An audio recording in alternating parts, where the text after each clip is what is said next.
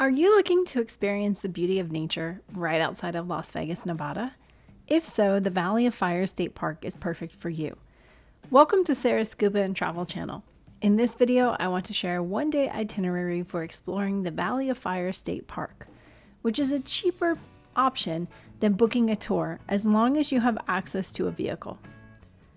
Valley of Fire State Park is located approximately 45 minutes to an hour from Las Vegas off of Highway 15. If you are arriving from Las Vegas, you will enter through the west entrance. If you are entering from Utah or the Hoover Dam, you will enter the park through the east entrance. For the purposes of this video, I will provide an itinerary entering from the west entrance. If you are entering from the east, just flip the order of sites around. The park is open from sunrise to sunset each day, so times will change depending on the time of year. Entrance to the park costs approximately $10 to $15 depending on whether you're entering with a Nevada vehicle or not. Since this is a state park, the America the Beautiful Pass is not accepted at this location. Once you enter the park, you may be in awe of the red sandstone formations that give this park its name. Make a stop at the Beehive Rock formations. You are allowed to park your car and explore the formations. They are great places to capture some shots. Next, drive to the scenic loop where you can stop and climb the Atlatl Rock, if you would like to do so. There are petroglyphs on the rocks. If you don't want to make the climb, that's okay.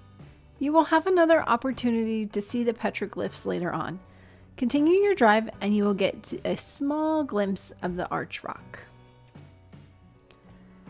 If interested, you can stop at the petrified logs once you are back on the main road. The logs are evidence that this area was once a forest. The logs were exposed by the erosion of the rocks and sediment. There is a short hike to the logs from the parking area. From here, make your way back to the main road and drive to the visitor center. There are restrooms as well as water fill stations. Depending on the time of year you are visiting, you may want to make sure you have gallon jugs of water in your car so you can easily refill water bottles.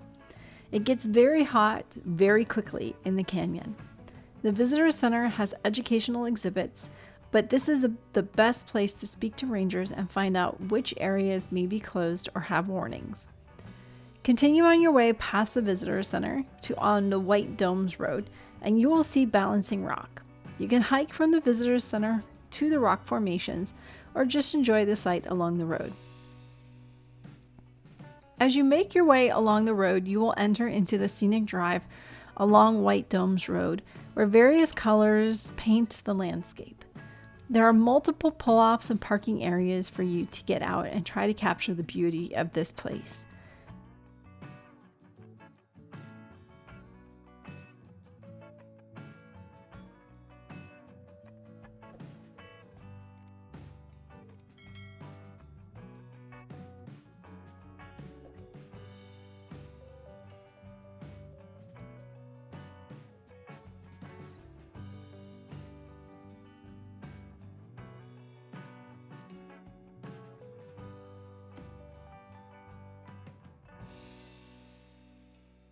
Eventually, you will make your way back to the White Domes Loop.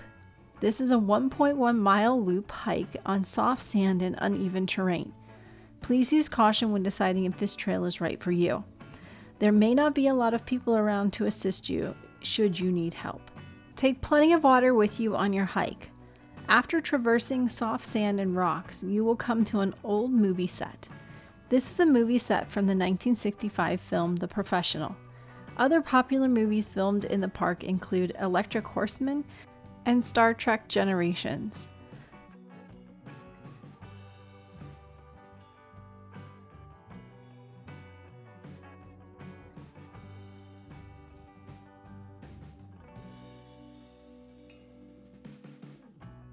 Past the movie set, you will enter a slot canyon. The canyon is not very big, but it is a nice relief from the sun and heat.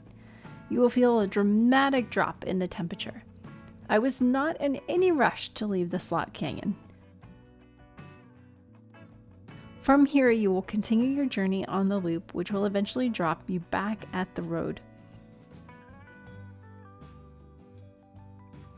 At times, it might feel challenging to find the trail. Just stay on what appears to be the path, and you should see trail markers along the way.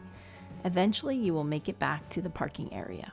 There are bathrooms and a picnic area available for your use. You may want to pack some snacks or a lunch to enjoy here. If you are visiting October 1st to May 31st, you can hike to Firewave, which is a 1.5-mile round-trip hike. This can also be combined with Seven Wonders for a 1.8-mile loop. When we were visiting in mid-May, there was a heat warning for this trail. It was recommended not to attempt this hike due to the high temperatures that can result in heat-related illnesses and fatalities.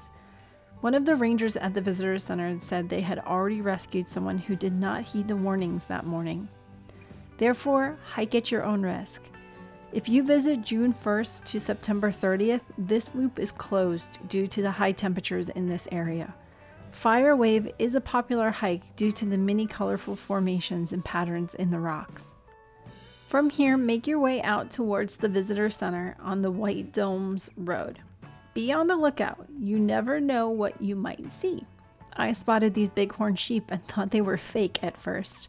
I was not expecting to see such beautiful wildlife on our journey through this park. Be respectful, keep your distance, and never feed wild animals. As you get closer to the visitor center, stop for your last hike of the day at Mouse's Tank.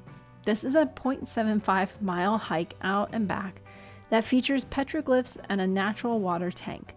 The path is on soft sand, so along with the heat, it may feel longer than 0.75 miles.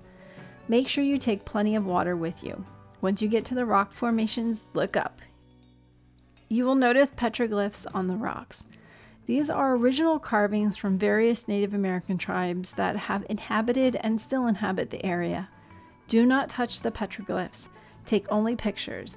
As you continue along the path, you will eventually make your way to a natural water tank.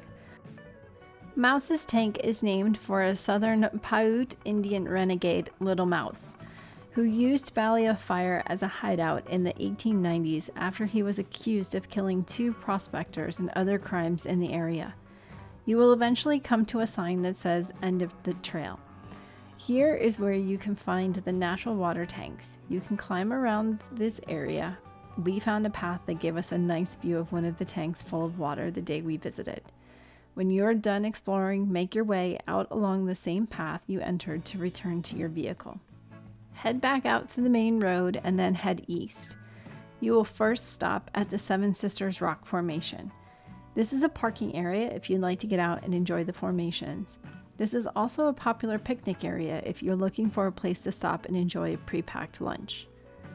Next, stop at the historic cabins, which were built by the Civil Conservation Corps in the 1930s. They were designed as shelters for passing travelers. Finally, make your way to Elephant Rock. The formation is on the north side of the road. You can park and make the 0.2-mile hike out and back to see the rock formation. The rocks really look like an elephant, the way they are piled on each other, and how they have been worn away. This concludes our itinerary of the Valley of Fire State Park. There are more areas to explore if you would like to add them to your itinerary, but the sites in this video do a good job covering the majority of the park. Again, depending on where your next stop is, that will determine your exit. If you're heading to Las Vegas, exit through the west exit. If you plan to head to Utah, Zion, Mahope Valley, or the Hoover Dam, exit through the east exit. Thank you for watching. Please subscribe and don't forget to hit that like button. If you would like to support future productions, you can buy me a snack using the link in the description below, or show your support with a super thanks donation. Don't forget to join the Facebook group and follow me on Instagram for more content.